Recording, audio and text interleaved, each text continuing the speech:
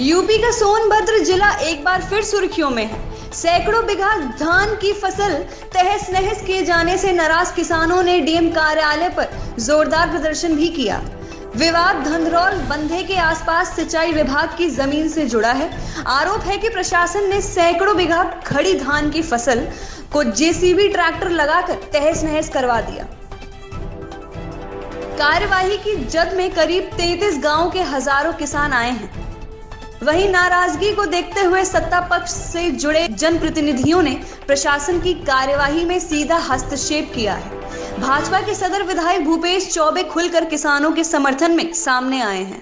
मुझे लगता है कि शायद कुछ गलत समाचार फैल रहा है।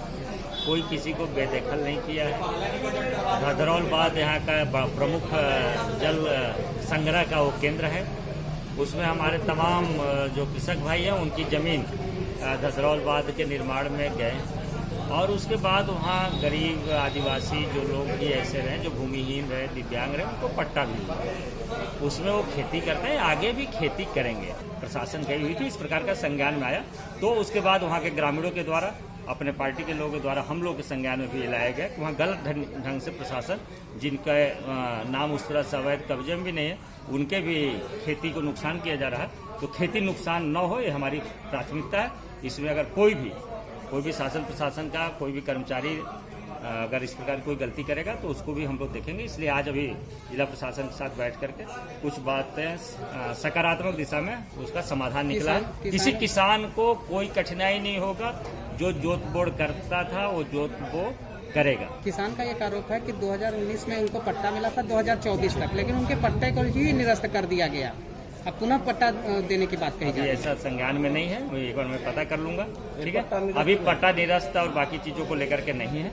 और कहीं न कहीं इस प्रकार के कुछ लोग, मैं कहूं तो कि जानबूझ करके पूरे क्षेत्र में एक वातावरण खराब करने का काम करे विरोधी दल, कि सभी लोगों का यह पट्टा ले लिया जाए, कोई खेती नहीं कर सकता, ये गलत है। वहीं डीएम यशराज लिंगम की माने तो तमाम लोगों ने गलत तरीके से सिंचाई विभाग की जमीन पर कब्जा कर लिया है और खेती बाड़ी कर रहे हैं।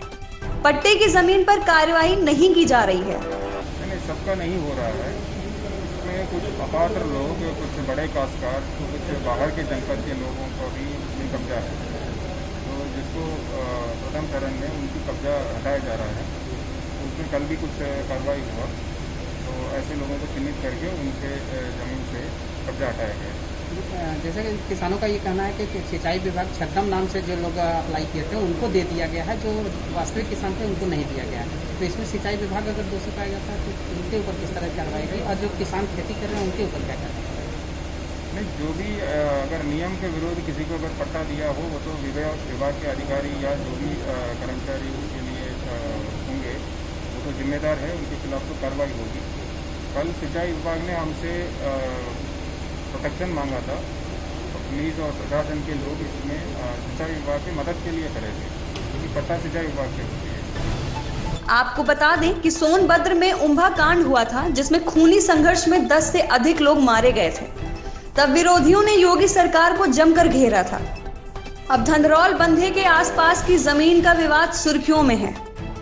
Bureau report NDTV Bharat. देश दुनिया की ताज़ा तरीन खबरों से रूबरू होने के लिए सब्सक्राइब कीजिए आपका अपना चैनल एनडीटीवी भारत।